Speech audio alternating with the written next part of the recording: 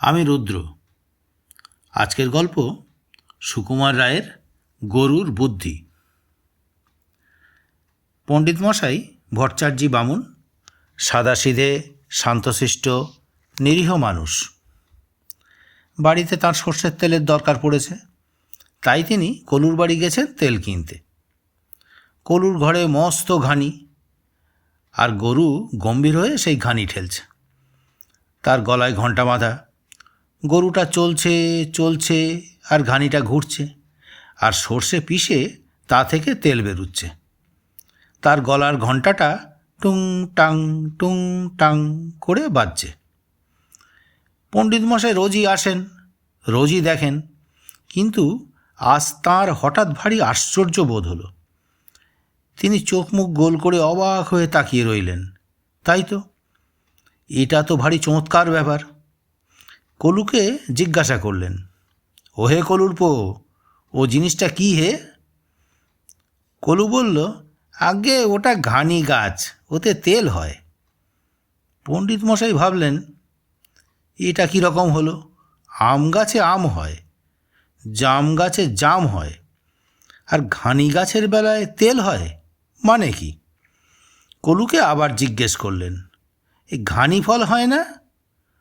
কলু বলল, সে আবার কি? পণ্ডিত মশাই টিকিতে হাত বুলিয়ে ভাবতে লাগলেন। তার প্রশ্নটা বোধহয় ঠিক হয়নি, কিন্তু কোথায় যে ভুল হয়েছে সেটা তিনি ভেবে উঠতে পারলেন না। তাই খানিকক্ষণ চুপ করে তারপর বললেন, এ তেল কি করে হয়?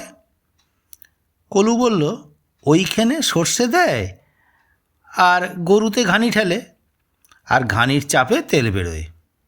এইবারে পণ্ডিত মশাই খুব খুশি হয়ে ঘাড় নেড়ে টিকি দুলিয়ে বললেন, ও বুঝেছি, তৈল নিষ্পেষণ যন্ত্র।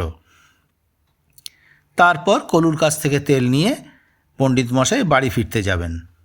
এমন সময় হঠাৎ তার মনে আর একটা খটকা লাগলো। গরুর গলায় ঘণ্টা কেন? তিনি বললেন, ও কলুর পো, সবই তো বুঝলুম, কিন্তু গরুর গলায় ঘণ্টা দেবার অর্থ কী? ওতে কি তেল ঝাড়বার সুবিধা হয়? কলু বলল, সব সময় তো আর গরুর ওপর চোখ রাখতে পারি নে, তাই ঘণ্টাটা বেঁধে রেখেছি। ওটা যতক্ষণ বাজে ততক্ষণ বুঝতে পারি যে গরুটা চলছে। থামলেই ঘণ্টার আওয়াজ বন্ধ হয়, আমিও টের পেয়ে তাড়া লাগাই। পণ্ডিত মশাই এমন অদ্ভুত ব্যাপার আগে দেখেননি।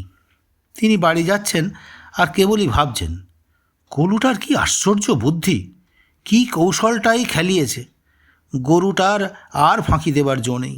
একটু থেমেছে কি ঘণ্টা বন্ধ হয়ে যাবে, আর কলুর পর তেরে উঠবে।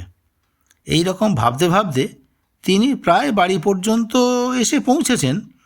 এমন সময় হঠাৎ তার মনে হলো, আচ্ছা, গরুটা যদি এক জায়গায় দাঁড়িয়ে দাঁড়িয়ে মাথা নাড়ে, তাহলেও তো ঘণ্টা বাজবে। তখন কলুর পর টের পাবে কি করে? ভট্টাচার্যি মশাইয়ের ভারী ভাবনা হলো, গরুটা যদি শয়তানি করে ফাঁকি দেয় তাহলে কলুর তো লোকসান হবে। এই ভেবে তিনি আবার কলুর কাছে ফিরে গেলেন। গিয়ে বললেন, হ্যাঁ, ওই যে ঘণ্টাটার কথা বললে, ওটার মধ্যে একটা মস্ত গলদ থেকে গেছে। গরুটা যদি ফাঁকি দিয়ে ঘণ্টা বাজায় তাহলে কি করবে? কলু বিরক্ত হয়ে বলল, ফাঁকি দিয়ে আবার ঘণ্টা বাজাবে কীরকম? পণ্ডিত মশাই বললেন, মনে করো যদি এক জায়গায় ঠাঁয় দাঁড়িয়ে মাথা নাড়ে, তাহলেও তো ঘণ্টা বাজবে, কিন্তু ঘানি তো চলবে না, তখন কি করবে? কলু তখন তেল মাপছিল।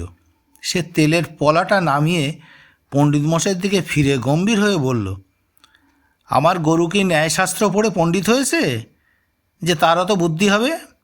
সে আপনার টোলেও যায়নি, শাস্ত্রও পড়েনি, আর গরুর মাথায় অত মতলব খেলে না। পণ্ডিত মশাই ভাবলেন, তাও তো বটে, মূর্খ গরুটা ন্যায়শাস্ত্র পড়েনি, তাই কলুর কাছে জব্দ আছে।